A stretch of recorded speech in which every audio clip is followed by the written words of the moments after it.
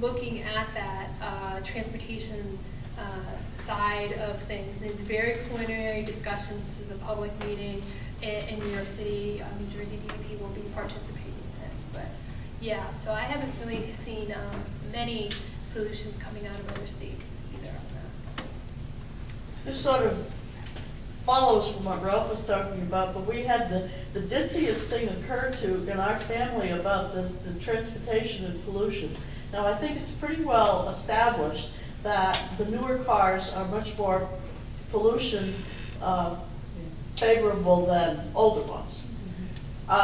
We just sold our 24-year-old Chevrolet Suburban, which you've got to believe has more pollution coming out of it than the Subaru that we just bought. However, a year or so ago, we got a letter from the DOT, I guess it is, they're saying that because our car was so old, we no longer needed to take it to be inspected to check on its pollution capabilities. So here's this old car that theoretically is stinking up the world that I know they all need to worry about it. I mean, that ever is the most back-assward thing I ever heard of. And I don't know whether your cap as worrying about pollution would have, come on guys, you've got to be out of your mind, capability over that one. Well, no, I get into the last administration, but I think that's something we are, want to look at. We're not in charge of that, but we can have a conversation with our friends at DMV, which is something. I mean, I don't know how many 24-year-old cars there are running around on the road. Well, who'd you sell yours to? Can we track this down? Must have taken the contractor in town who wanted it for work. I was just afraid it would fall apart at the wrong time. Check cleared. Okay.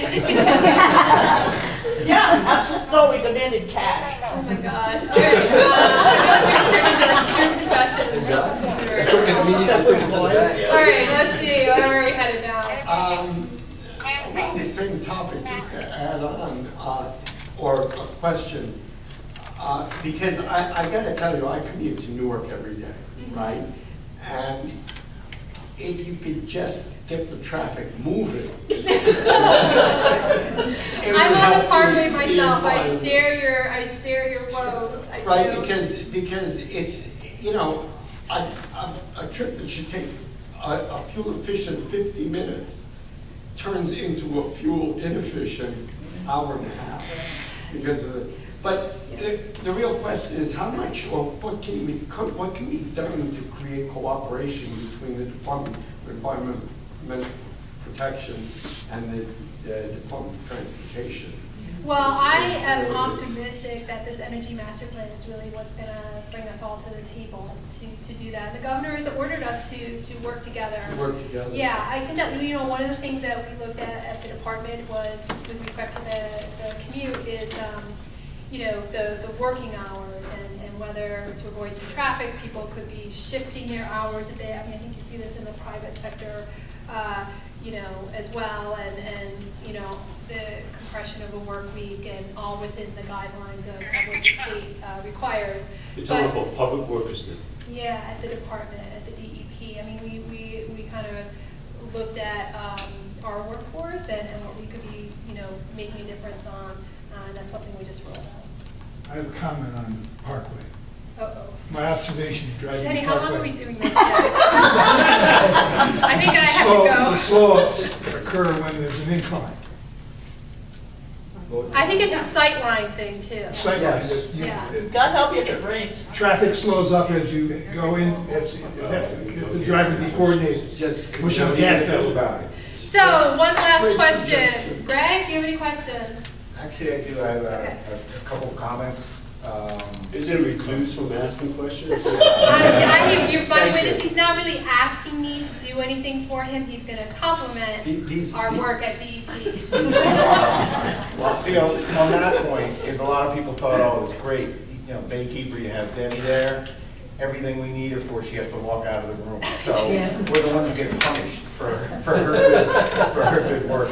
I did want to say, a couple things that I thought were really noteworthy is I've been down to Trenton a couple of times, and I don't know if a lot of folks have a reason to be down there, but it was very difficult to get, okay, so, I'm sorry, and down to the DEP. And it was tough getting in and out. It wasn't, you weren't welcomed. It was a very difficult place. I've been down there 2 or 3 times. You can actually walk in. It's kind of friendly. It's not like we don't want you here. And DEP folks have been coming back out for a while. The last 8 years or so, it was difficult, at least for us, to get meetings and some other folks. But a lot of the staff has been coming out into the field, and I think that's been terrific, and we've already made great progress there. But I wanted to ask if,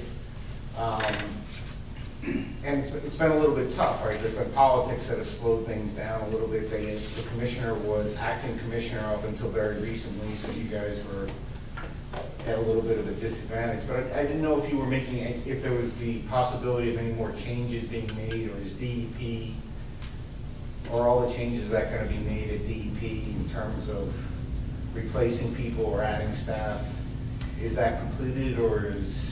Well, yeah, you're right. I mean, we were busy with the confirmation and budget through July, and I think where we are at DEP is looking at staffing kind of from a historical perspective, and where are there backfills that we can and under our budget cap are allowed to do, and how we put those in, and that's throughout the vertical part of DEP.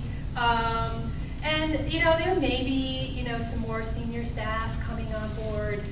That's kind of up in the air. So I think the commissioner really wanted to take her time and get to know the department and everyone who works there, and figure out where we had some gaps, especially around the priorities for the governor, and where we could bring some more people in. So it's kind of to be determined. We were obviously under a hiring freeze and everything leading up to the end of July. So.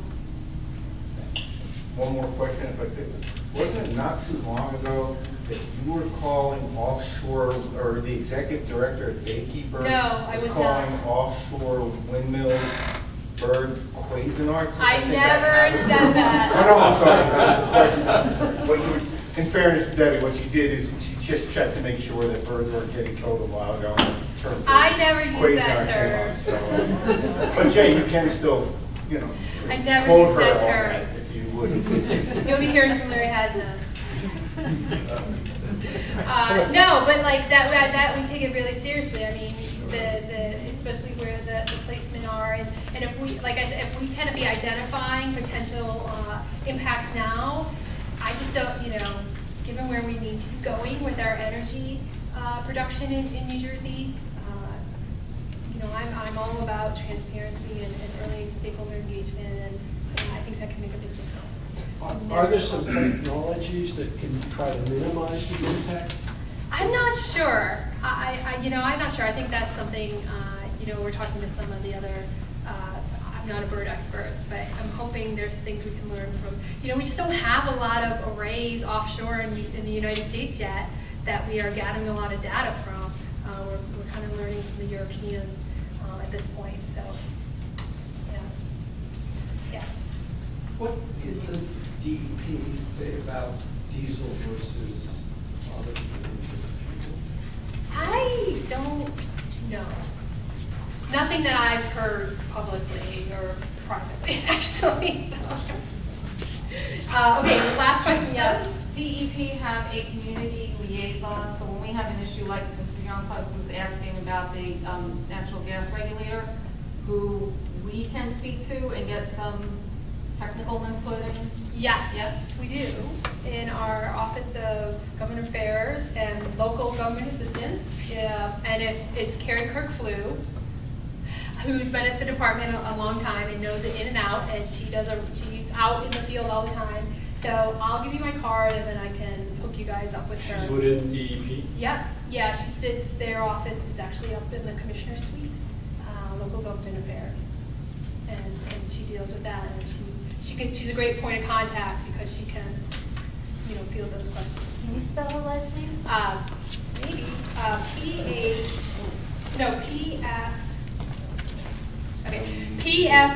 Pflugh, Carrie Flew, Pflugh.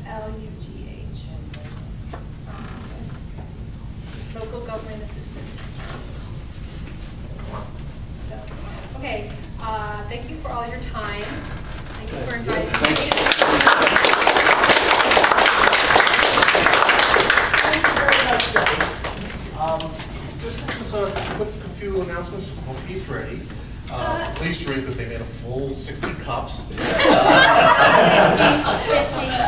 want everybody to stay up all night? Yes. And just in case you didn't see any of the press releases, CILU is celebrating its 20th anniversary this year, and we just planted a tree at our town hall, so go over and view our nice Coosa dogwood, which is our son, it's Coosa Goose dogwood. And I hope to see you at our barbecues and our forums and our other events for the year. Thank you all for coming. One quick public service announcement. If anyone is interested, I'm leading a walk, a nature walk at the Uber Woods, part of the Monmouth County Park System, this Friday at 5:30. It's about an hour and a half. PM or AM? PM. Bird walks would be at AM. This is part of a new series of outings and walks being sponsored by the Monmouth Conservation Foundation. Many of you might know I'm standing trustee. He's president. No, vice president. But anyway, if you want more information, come see me. But it's this Friday at Uber Woods. Meet at the outside the Environmental Center. There's a little information station. Uber Woods. Yeah. Off now to St. River Road, Brown Stock Road, side road, the dirt road that leads into the park. Ralph and I are About an doing hour and a half, and there's another gentleman who's coming who knows a lot about the park and the trees and other things. So we're going to just amble along a few of the trails. There are many miles of trails. We'll only cover, I don't know, a mile and a half or two, but we're trying to talk about the history of the park and the natural environment there. 5:30 on Friday. Yeah. Ralph and I are doing the summer saunter at near Waycake, or Lady Slipper Track, with a picnic in the parking lot area after you make the loop around. It's about a mile. That's the show. Thank you all for coming tonight, and Saturday. enjoy the refreshments. Hope to see you next time.